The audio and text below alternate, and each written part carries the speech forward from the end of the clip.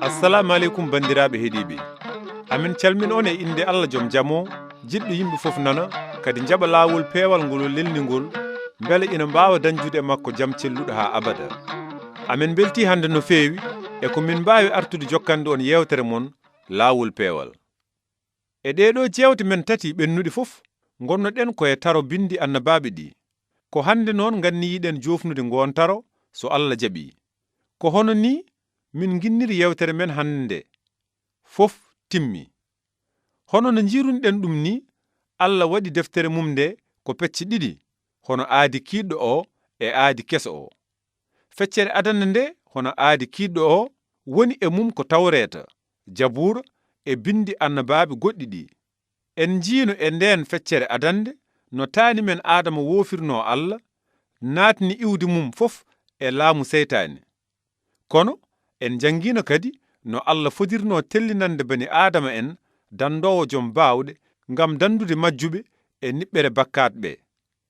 Allah yiɗino tellinde on dandowo, ko ɗum waɗi o noddi Ibrahima o wi ɗum: mami waɗe leñol mawngol, mami waɗ e ma barkinire leƴƴi aduna ɗi fof. E nder ɗum en jiino no Allah waɗirno Ibrahima taanum Israila en. Allah halfini bindi annabaɓe ɗi ko ngol leñol. E nder duuɓi 1500 Allah rokki Israila en konngol mum ngol loowi e hakkille annabaɓe ɓe. Tuggude annabi Musa ha annabi Yaya, Allah holliri o ñaare bani Adama en, habri ɗumen garal dandowo peewɗo potnoɗo rufde ƴiiƴam mum ngam gaddanade bani Adama en jobdi bakkat mumen. En jangini e wonde aadi kiiɗɗo mbo Allah wadduno e bakkudinoɓe o, namnino ko sadakeji jawkon beele yimɓe ina ciftoro. So ƴiiƴam rufaani, yaafuyo woodani. Ngati jobdi bakkat ko maayde. Kono noon sadakeji jawkon baɗetenoɗi e jamanuuji gadani ɗi mbawano wonde jobdi bakkat e goonga, sabu neɗɗo e jawdi potani nafoore. So en dokki yeru, so a heɓi mobel funti funere, beele aɗa wawi wostade ɗum mobel tigrigi?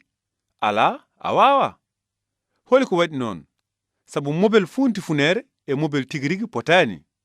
Ko ɗum noon waɗi sadakeji jawkon ɗi Allah yamirno e jamanuuji gadiɗi ɗi mbawa mumtude bakkatuji, sabu neɗɗo e jawdi potani. En jiini e wonde sadakeji jawkon ɗi gonno ko annama, ha ñande Allah tellini sadak goonga o hono dandowo peewɗo gadduɗo aadi keso o. Feccere ɗimmere deftere Allah nde ko Linjiila. Woni e mayre ko aadi keso mbo Allah waddi e neɗɗo, rewni ɗum e ƴiiƴam dandowo gummiɗo dow asaman o. Ko deftere Linjiila nde woni deftere haalore no Yeesu dandowo o timminiri annama sadakeji ɗi fof, rufi ƴiiƴam mum e dow feŋirde he, beele mbawen heɓde yaafuya bakkatuji men fof. Holi ko waɗi dandowo o ummade dow asaman jippo? Sabu alano hay goto e bani Adama en bawɗo sottude bakkatuji ɗi e yeeso Allah, sabu yimɓe fof ko rondiɓe bakkat. So en dokki yeru, beele debbo dondiɗo loonde ndiyam ina wawa rondanade goɗɗo loonde mum ndiyam? Ɗum wawata wonde. Ko ɗum waɗi kadi bakkudinowo wawa sottude bakkat bakkudinowo goɗɗo. Kono dandowo mbo Allah tellini o hono Yeesu Almasiihu rondanoki bakkat, sabu ko kanko woni konngol gondunongol e Allah gila e fuɗɗode ngol. O yalti koye ruuhu Allah ceniiɗo o. Ko ɗum waɗi mbo wiyeede ɓii towɗo o. Ko mbomri jibini mbo. O jogino ko ɓandu no men ni, kono o jogonoki sifa men bonɗo o. O alano dongal bakkat. Ko ɗum waɗi Allah wawde fawde e makko bakkatuji men enen fof. O mayiri ko toñangeji men. Balɗe 3 caggal ɗum o wurti ngam rokkude en gurdam kesam. O fooli mayde, o fooli yanande, o fooli seytane e bakkat fof. Enen fof jibina ɗen koye nder ngaska bakkat lugga, te hay goto wawa wallude en so wona gummiɗo dow o. Yeesu Almasiihu ummima dow, tellima. So a hoolimomo ma o fooɗe o yaltinma e ngaska bakkat ka, sabu o ummi ko dow, o ardi ko wallude bani Adama en. Te kadi o ruttimo dow ngam wonde jaagorgal wonande gonɗinɓe mo ɓe fewde e Allah. Ko ɗum bindi ɗi kaali nde mbi, Allah ko gooto woni hakkunde makko e yimɓe, manam Yeesu Almasiihu neɗɗo o. Ko kanko sakki hoore makko ngam sottude yimɓe fof. Ko hooreji yettinoɓe sadak baaɗo noon cohluɗen. Ko o ceniiɗo, o waɗata ko boni, o ala tuundi, o nandani e bakkudinoɓe ɓe. Caggal nde o timmini laɓɓingol bakkutuuji, o jooɗi ko dow asaman ñaama jom mangu o. En jangino e linjil e wonde nde Yeesu Almasiihu yillino aduna nde, woodino yimɓe gonɗinnoɓe ɗum. Yimɓe heptinnoɓe mo ɓe beltinomo no feewi, sabu ina ganduno ko kanko woni dandowo mbo annabaɓe ɓe kaburno gila ko ɓooyi, te joni aɓena jiiramo gite maɓɓe. En jangino e wonde waɗino e almuɓe Yeesu ɓe yanoɓe noddoyde bandiraɓe mumen e sehilaɓe mumen, mbiɗumen: min jiiti Almasiihu o, min jiiti mo sariya Muusa o e annabaɓe ɓe kalatno o, ko Yeesu mo Nasaret. Kono noon ko ɓuri heewde yimɓe jamanu Yeesu ɓe keptinano ɗum e goonga. Ko ɗum bindi ɗi kaali nde mbi, e fuɗɗode konngol ngol ina woodno, ngol wonduno ko e Allah, ngol wonti aade, on aade hoɗi e nder men. Ngol wonno ko e aduna, kadi aduna waɗira ko kangol, ndenne dey aduna o heptinani ngol. Ngol ari e nder leydi maggol, kono leñol maggol jaɓɓaki ngol. En jiino e wonde yimɓe heewɓe cettinomo kawisaji ɗi Yeesu Almasiihu waɗi ɗi. Yeesu foolino hunde fof, wona nyawu, wona hendu, wona seyɗaneji, wona bakkat, wona maayde, kono ɗum fof waɗani yimɓe heewɓe heptindemo, sabu ɓerɗe maɓɓe ko gumnoɗe. Yimɓe ɓe ina mematno Yeesu, ina ɓittidiranno sababunde makko, kono ɓe gandanombo. Ɓe nangirimo tan ko annabi no annabaɓe ni, kono ɓe gonɗinani e wonde timmede Allah fof nana e makko. E nder ɗum en jiino no yettinoɓe sadak ɓe e ardiɓe diine Yahudu en ɓe gañirno Yeesu. Caggal ɗum ni ɓe mbarimo, ɓe peŋimo e dow feŋirde. Ko noon ɓe timminiri fodore Allah nde, sabu maayde Almasiihu nde e dow feŋirde he ina yerodiri no feewi e kabaru Allah ceniɗo mbo annabaɓe ɓe kaburno gila ko ɓooyi o. Ko ɗum waɗi ñande jamma yettinoɓe sadak ɓe nangata Yeesu ngam warde ɗum nde, en nanino no Yeesu haaldirno e almudu mum jinnoɗo hisnude ɗum o. O wi ɗum: mate a anda, mbeɗa wawno noddude babam yo wallam, kadi ɗon e ɗon o neldatnomi ko ɓuri konuuji 12 malayika. Kono so mi waɗi noon, holino bindi ɗi timmirta? Ɗi mbi ko ni ɗum foti yahrude. Yeesu ina anduno ko addi ɗum e aduna he. O ardi ko rokkude wonki makko, rufde ƴiƴam makko ngam bakkudinoɓe ɓe no annabaɓe ɓe kabirirno ɗum gila ko ɓooyi ni. Yeesu ardi e aduna ko beele annama jawdi Ibrahima o e sadakeji kullon ɗi fof ina timma e mum. Beele oɗon ciftoro ko Yeesu sakkitino haalde e dow feŋirde he, ko adi ina maaya. Eey, o wi, fof timmi. Caggal nde o maayi, rido suudu Allah o seeki gila dow haa les, wonti alluuji 2. Holi ko waɗi mo wullude wulaango mawngo, o wi, fof timmi. Te holi ko waɗi rido suudu Allah o seekaade wonti alluuji 2, manam rido suudu senindu ɗo ƴiƴam sadakeji gayi e damɗiɗam wiseteno ngam bakkutuuji ɗo. Allah seeki on rido, te Yeesu wulli wi, fof timmi. Ɗen geɗe mbaɗiri ko beele yimɓe fof ina ganda e wonde sababunde ƴiƴam ɗam Yeesu rufi ɗam, Yeesu timmini feere nde Allah waɗno ngam wawde yaafade bani Adama en bakkutuuji mumen, rokka ɗumen bawɗe jeeyede e darje mum ha abada. Ko joomiraɗo Yeesu e hoore mum woni timminɗo kabaru annabaɓe o e annama sadakeji jawɗi ngam udditande bani Adama en damal dandore ha abada. En jiine e wonde gurtugol Yeesu ñande ñalawma tataɓijo o ko finde Allah jaɓi sadak Almasiihu o no jobdi ndewndi laawol, mbawdi mumtude bakkutuuji ha abada.